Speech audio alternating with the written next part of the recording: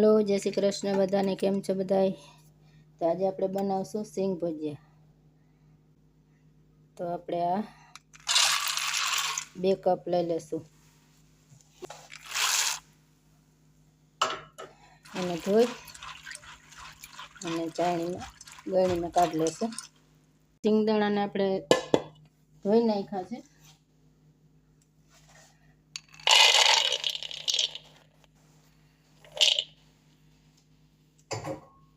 તો 2 કપ સિંગદાણા હતા તો આપણે 1 કપ લોટનો નાખશું ભરીને।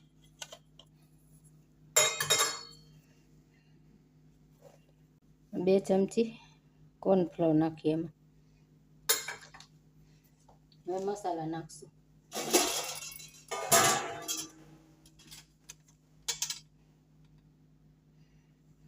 થોડીક 1 ચમચી ચટણી, હળદર, હિંગ, થોડાક ખાવાના સોડા, મીઠું પછી મસાલામાં ઉપર આવશે એટલે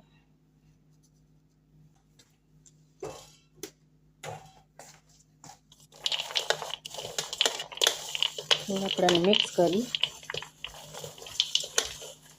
થોડું પાણી નાખશું।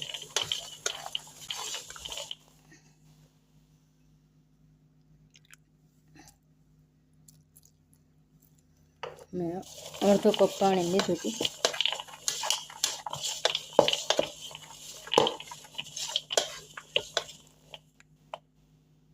આમાં હવે લીંબુ નાખી દેશું ખટાશ માટે।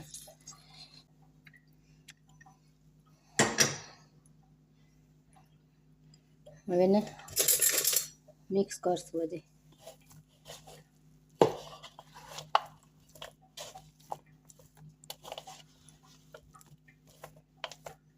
ને થોડીક વાર છે ને એને ઢાંકીને મૂકી દેશું આપણે। થોડીક વાર આપણે ઢાંકીને એને મૂકી દીધા છે સિંગ ભજીયાને લોટ ભેળવીને। તો મસાલા લીધા છે મરી પાવડર, આમચૂર પાવડર, ઓલું કાળું મીઠું, જીરાનું પાવડર, ચટણી તીખી ને મોરી બે મિક્સ છે અને ગરમ મસાલો બધું સ્વાદ અનુસાર નાખ્યું છે। તો આપણે 5-10 મિનિટ જેવું થઈ ગયું છે। 2-3 ચમચી છે ને કોર્નફ્લોર નાખી દેશું એટલે છૂટા પડી જાય એવી।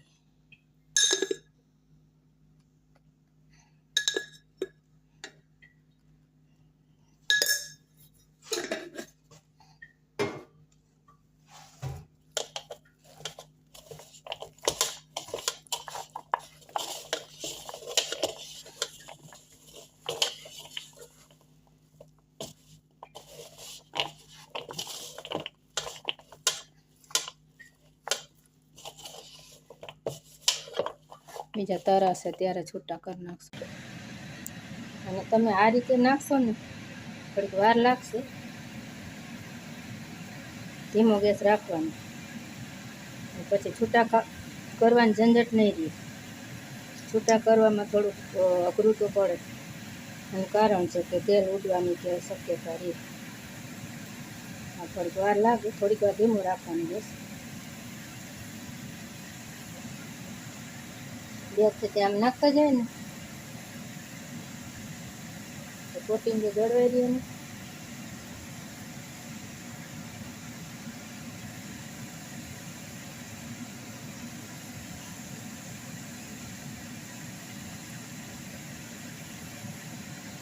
પહેલાં અઘરું લાગે પછી તળાય સરસ એક છૂટો દાણ। ઓલા બધા છૂટા ના થાય તો ચોટી જાય એટલે આ રીતે કરશો થોડીક વાર લાગશે તો ખાશે સરસ।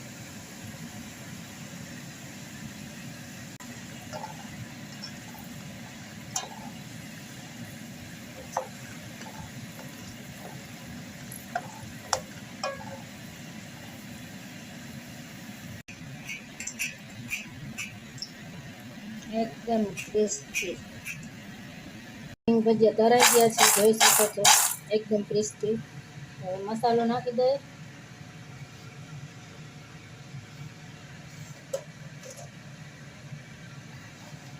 થોડુંક મીઠું નાખશું આપણે ગરમ મસાલો, ચટણી, ધાણા જીરું પાવડર, મરી પાવડર અને આમચૂર પાવડર અને કાળું નમક એટલે કે સંચર.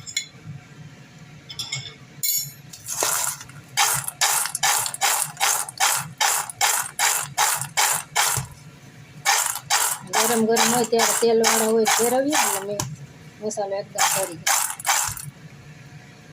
તો તૈયાર છે આપણે મસાલેદાર સિંગ ભજીયા.